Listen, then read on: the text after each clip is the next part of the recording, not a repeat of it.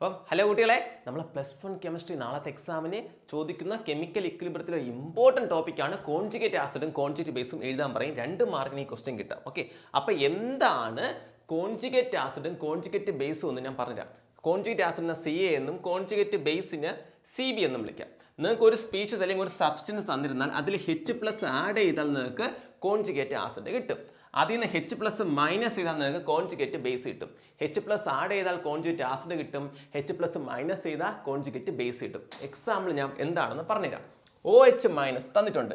ഇതിൻ്റെ corresponding conjugate acid എഴുതാൻ പറഞ്ഞിരിക്കുകയാണ് നിങ്ങളടുത്ത്. ഓക്കെ, OH- തന്നിട്ട് കോൺജുഗേറ്റ് ആസിഡ് എഴുതാൻ പറഞ്ഞാൽ നിങ്ങൾ OH- H+ ആഡ് ചെയ്യുക. നോക്കടാ, OH- കൂടെ H+ ആഡ് ചെയ്താൽ എന്ത് കിട്ടും കുട്ടികളെ?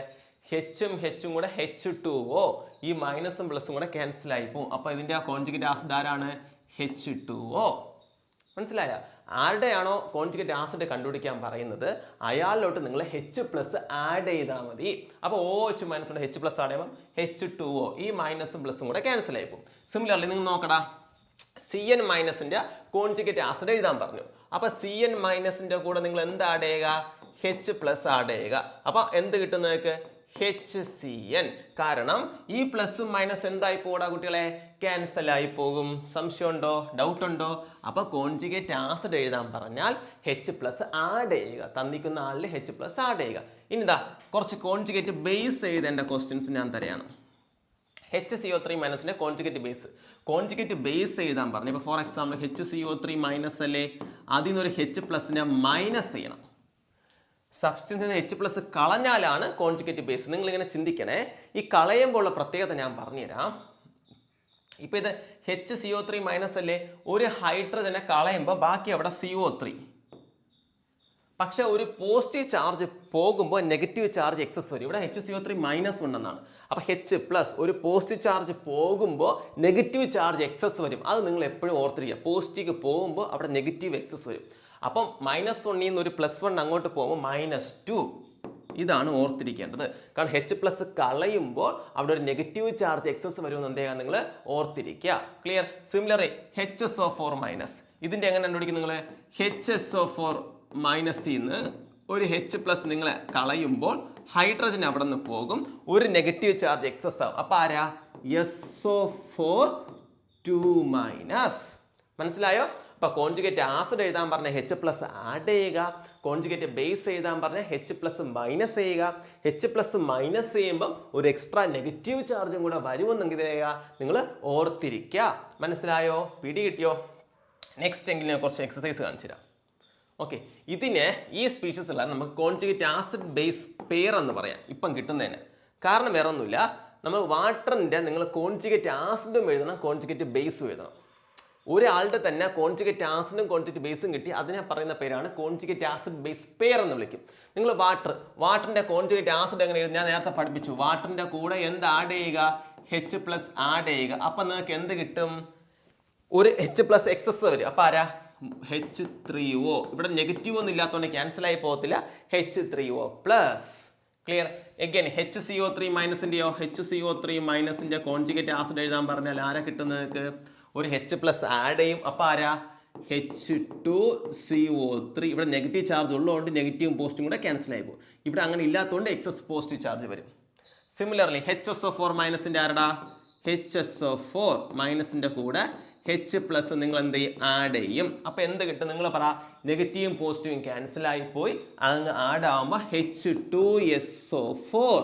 മനസ്സിലായോ? അപ്പോൾ കോൺജുഗേറ്റ് ആസിഡ് കണ്ടുപിടിക്കാൻ പറഞ്ഞാൽ H+ ആഡ് ചെയ്യുക. അപ്പോൾ ലാസ്റ്റ് വൺ NH3-യുടെ കോൺജുഗേറ്റ് ആസിഡ് എന്ന് പറയുമ്പോൾ അതിൽ ആര് ആഡ് ചെയ്യും? നിങ്ങൾ H+. അപ്പോൾ നിങ്ങൾക്ക് ആരെ കിട്ടൂടാ? NH4+ കിട്ടും. കാരണം ഇവിടെ നെഗറ്റീവ് ചാർജ് ഒന്നും ഇല്ല, ക്യാൻസൽ ആയി പോവാം. അപ്പോൾ NH4+ കിട്ടും. അപ്പോൾ ഈ ആൾക്കാരാണ് കോൺജുഗേറ്റ് ആസിഡ് എന്ന് പറഞ്ഞാൽ. ആർക്കെങ്കിലും സംശയമുണ്ടോ? അപ്പോൾ കോൺജുഗേറ്റ് ആസിഡ് നമ്മുടെ അടുത്ത് എഴുതാൻ പറഞ്ഞാൽ നമ്മൾ എന്ത് ചെയ്യും? തന്നിക്കുന്ന കോമ്പൗണ്ടിൽ H+ ആഡ് ചെയ്യും. അപ്പോൾ കോൺജുഗേറ്റ് ബേസ് എഴുതാൻ പറഞ്ഞാൽ നമ്മൾ എന്ത് ചെയ്യും? അടുത്തത് ഈ സെയിം സ്പീഷീസിന് തന്നെ കോൺജുഗേറ്റ് ബേസ് ആണ് എന്ന് പറയുമ്പോൾ എന്ത് ചെയ്യും? ഫസ്റ്റ് വാട്ടറിൽ നിന്ന് ഒരു H+ മൈനസ് ചെയ്യും. എടാ കുട്ടികളെ, വാട്ടറിൽ നിന്ന് ഒരു H+ പോയി ഒരു ഹൈഡ്രജന് പോയാൽ ബാക്കി ആരുടെ? OH അല്ലേ? നേക്കേനെ ഒറ്റയടിക്കറിയാം OH-. ഒരു എച്ച് പ്ലസ് പോകുമ്പോൾ ഒരു നെഗറ്റീവ് ചാർജ് കൊടുക്കുക. അപ്പോൾ വാട്ടർ H2O ഒരു ഹൈഡ്രജൻ പോയാൽ ബാക്കി OH, HO എന്ന് എഴുതത്തില്ല, OH എന്നല്ലേ എഴുതുള്ളൂ. OH പോസിറ്റീവ് പോകുമ്പോൾ നെഗറ്റീവ് വരുമെന്ന് പറഞ്ഞു. അപ്പോൾ OH മൈനസ്. അടുത്ത ആളാരാ? HCO3 minus. HCO3 മൈനസിന്റെ നിങ്ങൾ ചെയ്യാം. അതിൽ നിന്ന് ഒരു H പ്ലസ് നിങ്ങൾ എന്ത് ചെയ്യുക? കളയുക, മൈനസ് ചെയ്യുക. പറ കേൾക്കട്ടെ. ഹൈഡ്രജൻ പോകും. അപ്പോൾ ആരാ? CO3. ഞാൻ പറഞ്ഞു ഹൈഡ്രജന്റെ കൂടെ ഒരു പോസിറ്റീവ് ചാർജ് പോകുമ്പോൾ നെഗറ്റീവ് ചാർജ് വരും. ഓൾറെഡി മൈനസ് എന്ന് പറഞ്ഞാൽ ഇവിടെ -1 എന്നല്ലേ മീനിങ്. അപ്പോൾ ഒരു നെഗറ്റീവ് ചാർജ് കൂടെ വരുമ്പോഴോ -2. CO3 2 മൈനസ് അല്ലെങ്കിൽ -2 എന്നിടാം. Both are correct. നെക്സ്റ്റ് ആളാരാ? HSO4 minus. എൻ്റെ കുട്ടികൾ പറ. HSO4 minus. അതിൽ നിന്നൊരു H പ്ലസ് കളയുമ്പോൾ നിങ്ങൾക്ക് എന്ത് കിട്ടൂടാ? ഒരു ഹൈഡ്രജൻ പോയി. അപ്പോൾ SO4 minus. H plus positive പോകുമ്പോൾ നെഗറ്റീവ് വരും. അപ്പോൾ ആരാ? SO4 നേരത്തെ ചെയ്ത് തന്നെയാണ്. 2 മൈനസ്. ലാസ്റ്റ് വൺ ആരാ? NH3. NH3യുടെ കോൺജുഗേറ്റ് ബേസ് ആരാ? അതിൽ നിന്ന് ഒരു H പ്ലസ് കളയണം. NH3 ഒരു H പ്ലസ് കളഞ്ഞാൽ ആരാ? NH2 ഒരു നെഗറ്റീവ് എക്സസ് വരുമെന്ന് പറഞ്ഞു. അപ്പൊ എന്ത് കിട്ടും? NH2 minus. എൻ്റെ കുട്ടികൾക്ക് മനസ്സിലായോ? പിടികിട്ടിയോ? NH3 ഒരു H പ്ലസ് പോകുമ്പോൾ ഒരു ഹൈഡ്രജൻ പോയി, ബാക്കി ആരുണ്ട്? NH2, പിന്നെ ഒരു മൈനസും കൂടെ. ക്ലിയർ ആണോ? സംശയമുണ്ടോ? ക്ലിയർ അല്ലേ?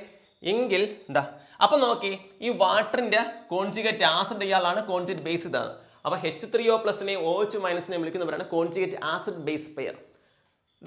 HCO3 മൈനസിന്റെ കോൺജുഗേറ്റ് ആസിഡ്, കോൺജുഗേറ്റ് ബേസ്. അപ്പൊ ഈ കോൺജുഗേറ്റ് ആസിഡ് ഒരു സ്പീഷീസിന്റെ തന്നെ കോൺജുഗേറ്റ് ആസിഡിനെയും കോൺജുഗേറ്റ് ബേസിനെയും വിളിക്കുന്ന പേരാണ് conjugate acid base pair. Lowry Bronsted acid and ബേസിലാണ് കോൺജുഗേറ്റ് ആസിഡും കോൺജുഗേറ്റ് ബേസും വരുന്നത്. ആ കോൺസെപ്റ്റിലാണ് വരുന്നത് കേട്ടോ.